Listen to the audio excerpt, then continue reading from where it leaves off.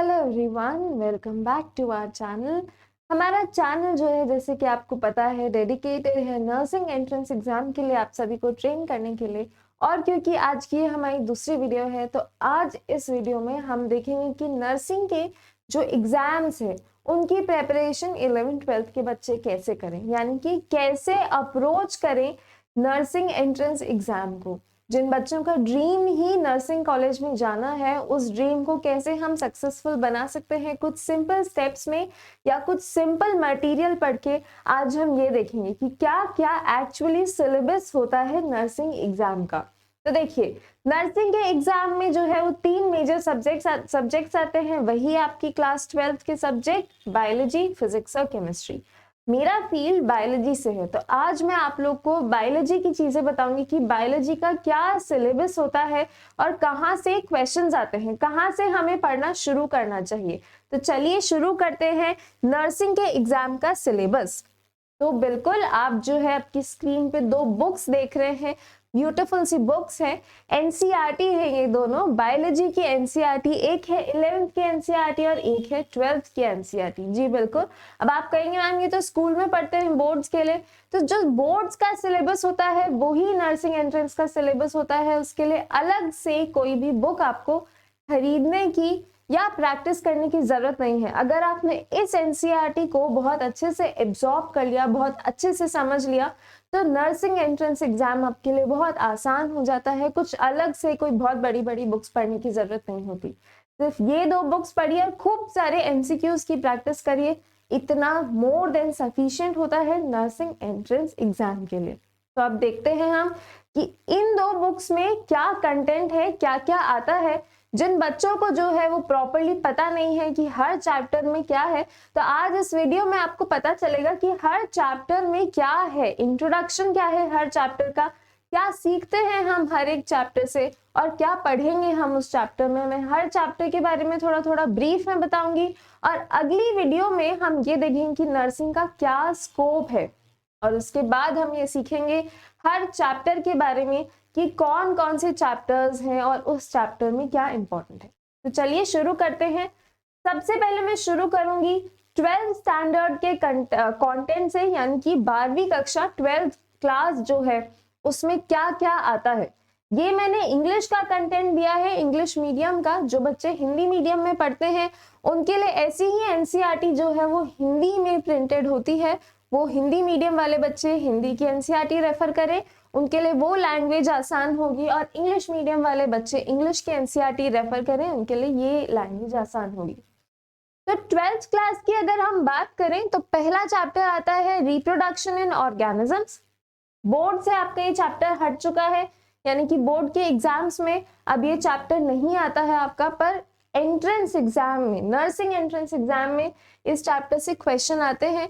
Reproduction in organisms में हम ये देखते हैं कि कोई भी organism, plant, animal, fungi, algae, ये सब बेसिक रिप्रोडक्शन के हम चीजें देखते हैं कि क्या फायदा होता है, कितने टाइप के रिप्रोडक्शन होते हैं, सेक्सुअल रिप्रोडक्शन, एसेक्सुअल रिप्रोडक्शन, तो वो सब इस चैप्टर में कवर किया जाता है।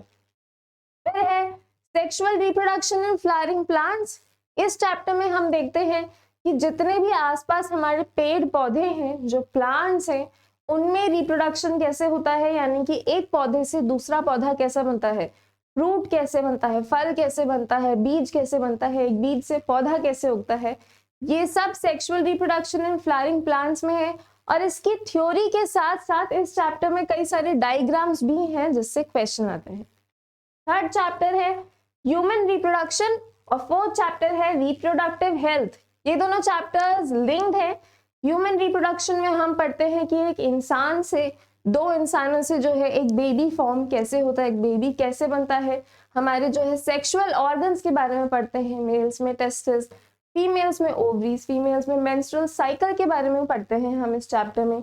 और रिप्रोडक्टिव हेल्थ, रिप्रोडक्टिव हेल्थ में 2 मेजर पार्ट्स हैं इस चैप्टर के। इस चैप्टर में पहले हम देखते हैं कि सेक्सुअली ट्रांसमिटेड डिजीज जो कि सेक्स से होते हैं, वो डिसीजेस जैसे एड्स हो गया आपका, सिफिलिस हो गया, गोनोरिया, इन सब के बारे में देखते हैं।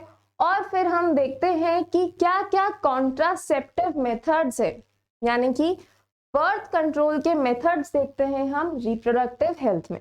ये तो हो गई, ये यूनिट तो हो गई रिप्रोडक्शन से रिलेटेड, जिसमें हम ह्यूमंस और प्लांट्स में रिप्रोडक्शन देखते हैं। अगर आप चैप्टर वाइज पढ़ रहे हैं तो कुछ चैप्टर्स ऐसे होते हैं जो साथ पढ़ने के होते हैं।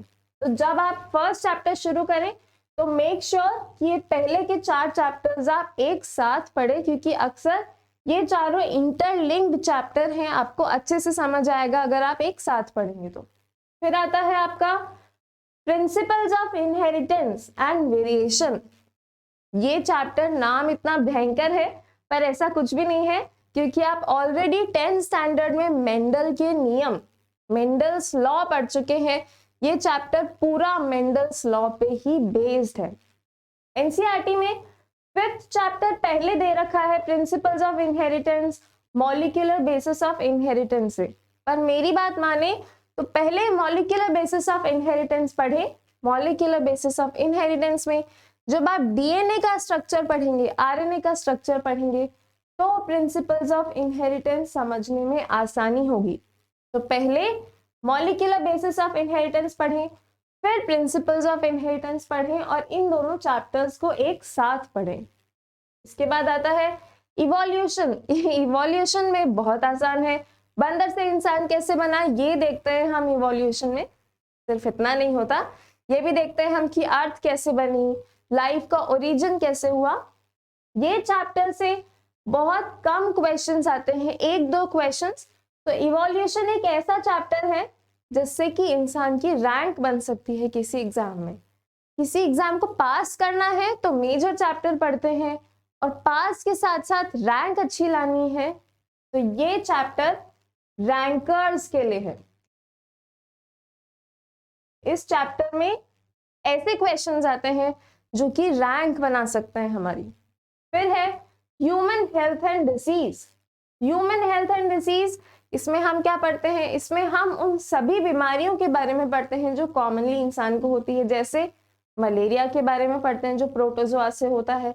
इसके अलावा अलग अलग फंगल डिजीज पढ़ते हैं, इसके अलावा अलग अलग वायरल डिजीज पढ़ते हैं। ये सभी हम ह्यूमन हेल्थ एंड डिजीज में पढ़ते हैं। और इस चैप्टर में हम जो है ये भी देखते हैं कि कैसे हमारी इम्यूनिटी हमें प्रोटेक्ट करती है। इसके साथ साथ वैक्सीनेशन के बेसिक प्रिंसिपल्स भी हम देखते हैं। ये चैप्टर एज सच किसी और चैप्टर से रिलेटेड नहीं है, तो इस चैप्टर को आप अकेले भी पढ़ सकते हैं। काफी इंपॉर्टेंट चैप्टर है, छोटा सा चैप्टर है, समझने अगर समझ आ गया ये चैप्टर तो याद करने का कुछ नहीं है। फिर इसमें strategies for enhancement in food production, ये भी रैंकर्स वाला चैप्टर है। बहुत कम क्वेश्चंस आते हैं, कभी कभी आते हैं, पर आते हैं तो इंसान को रैंक दिला सकते हैं एग्जाम में। क्या क्या आता है?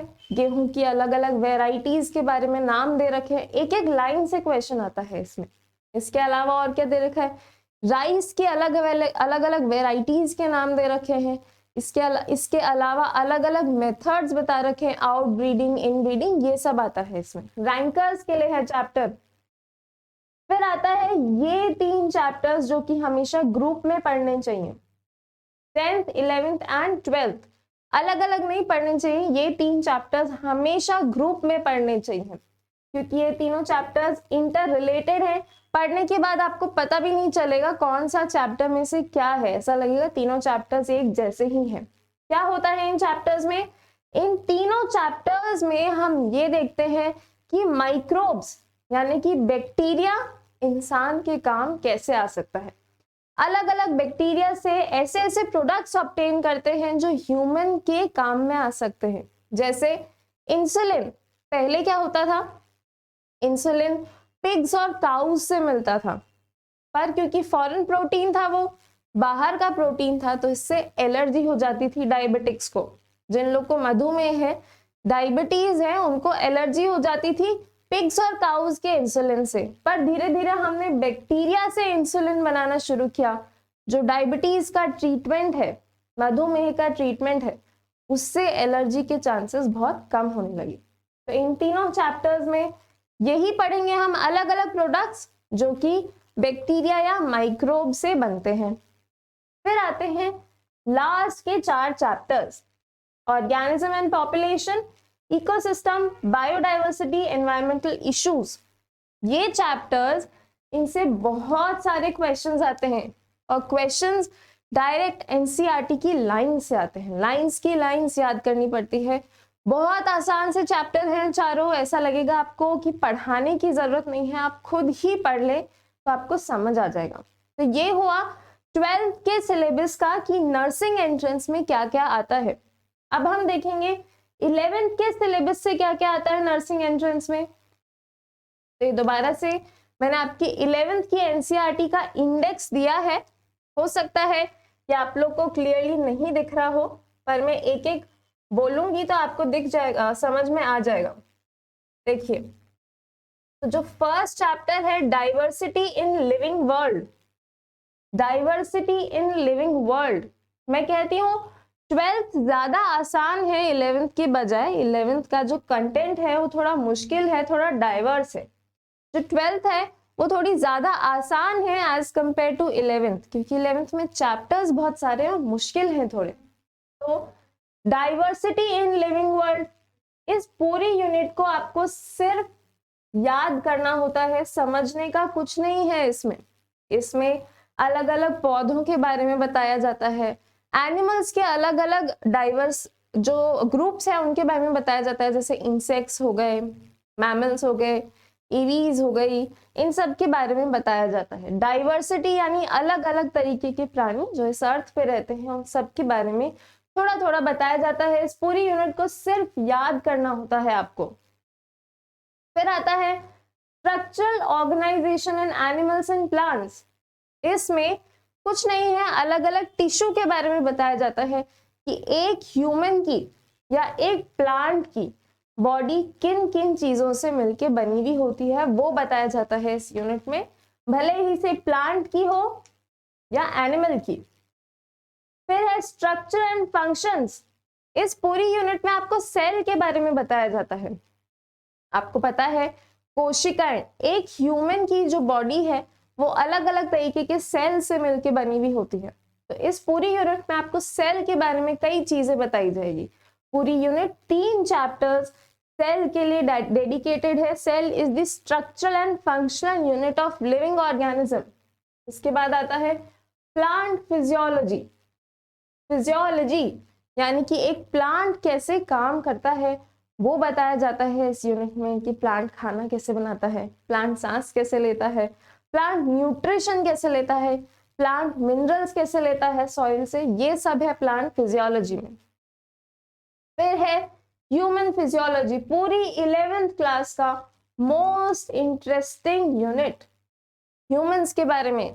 फर्स्ट चैप्टर है इसका डाइजेशन एंड एब्जॉर्प्शन, यानी कि ह्यूमंस में फूड का डाइजेशन कहाँ होता है, खाना जो हम खाते हैं उसका क्या होता है, हम कैसे पोषण लेते हैं खाने से, वो बताया जाता है इस यूनिट में। Breathing and exchange of gases, यानी कि हम सांस कैसे ले पाते हैं उसके बारे में बताया जाता है। ऑक्सीजन और कार्बन डाइऑक्साइड का हमारी बॉडी में क्या होता है। बॉडी फ्लूइड्स एंड सर्कुलेशन, खून के बारे में है ये चैप्टर। ब्लड के बारे में है कि ब्लड और हार्ट जो है किस तरीके से काम करते हैं, वो पूरा चैप्टर इसके बारे में है। फिर है excretory products and there elimination. इस पूरे चैप्टर में हम ये पढ़ते हैं कि कैसे हमारी बॉडी जो है, जो बचा हुआ होता है, जो हमारे काम का नहीं होता है, वो बॉडी से कैसे एलिमिनेट करती है, कैसे हटाती है यूरिन की फॉर्म में, ये है इस चैप्टर में। लोकोमोशन एंड मूवमेंट, इंसान चल कैसे पाता है उसके बारे में है ये chapter. Neural control and coordination, इंसान के brain, most important part, brain के बारे में है ये चैप्टर। और लास्ट में केमिकल कंट्रोल एंड इंटीग्रेशन, यानी कि कुछ हार्मोन्स के बारे में है ये चैप्टर। ये हार्मोन्स हमारी बॉडी में क्या काम करते हैं इस बारे में है ये चैप्टर। तो कुल मिला के 11th और 12th में हमारे ये सभी चैप्टर्स हैं जो हमें पढ़ने होते हैं नर्सिंग एंट्रेंस एग्जाम को क्लियर करने के लिए। कुछ चैप्टर्स क्लियर करने के लिए नेसेसरी हैं और कुछ चैप्टर्स अच्छी रैंक बनाने के लिए, अच्छा कॉलेज पाने के लिए नेसेसरी है। तो ये था हमारा पूरा सिलेबस बायोलॉजी का जो कि नर्सिंग एंट्रेंस एग्जाम में आता है। और इसी के साथ हम अपनी वीडियो ख़त्म करते हैं। मुझे उम्मीद है कि आपको जो है ये सिलेबस के बारे में पता चला होगा कि एक्चुअली हमें पढ़ना क्या होता है नर्सिंग एंट्रेंस एग्जाम को क्लियर करने के लिए, एक नर्स बनने के लिए। चलिए, thank you everyone. I hope आप सभी ने वीडियो को एंजॉय किया होगा।